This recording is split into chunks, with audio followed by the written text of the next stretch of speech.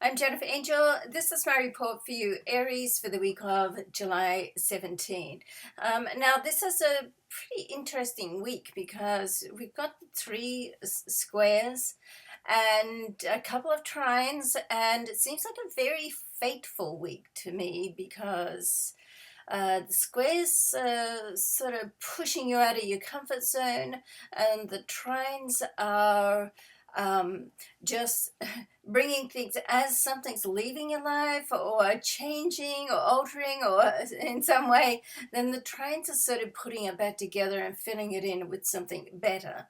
Okay, now there is some activity in around your home and family because the moon and Mars are both squaring Uranus in your sign. Okay, so something can come out of the blue here for around your home and family area. So you want to sort of just be aware of that. Perhaps keep your schedule a little bit flexible this week because things can happen all of a sudden. And of course, anything to do with family, you want to sort of be there for them.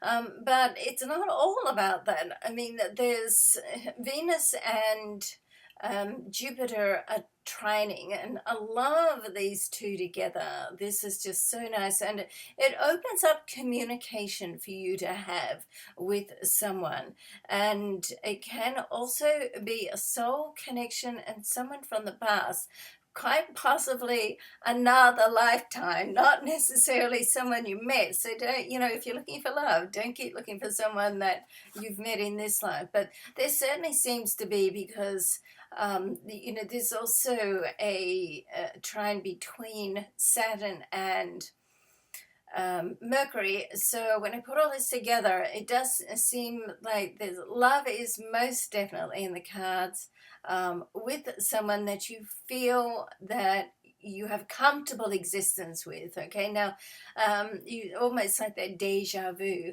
Now, of course, if you're in a relationship, then this is an opportunity to perhaps talk to your partner or your love mate about how you really feel, and let them in a little bit sort of deeper. There's one way to build a relationship, and that is to share your deepest heart and soul sort of secrets, one might say. Okay, and certainly with Venus in your solar third house, that does indicate that there could be some secrets there, particularly as Venus squares Neptune as well in your 12th house. So and it could be someone else that's going to reveal it, or perhaps you're going to be revealing something, and that can be vulnerable no matter who it is. So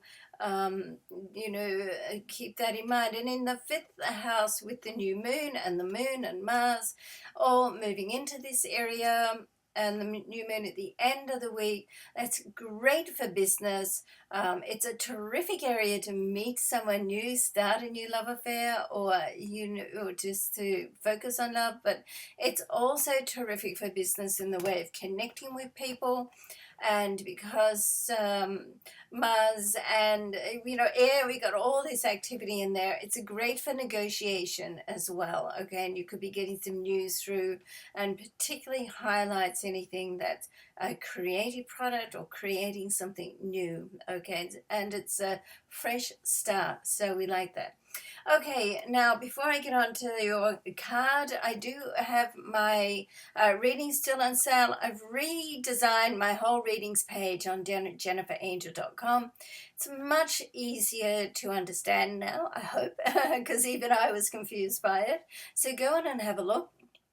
Reach out if you've got any questions, and take advantage of the sale still. So this is a card I've selected for you today. It's from the James Van Prague Pack Soul's Journey, and it's the card of trust. And that's just a message to, sometimes when things don't look like they're going right, they're actually rearranging themselves so they can go right. So just trust that everything's going to work out. Okay.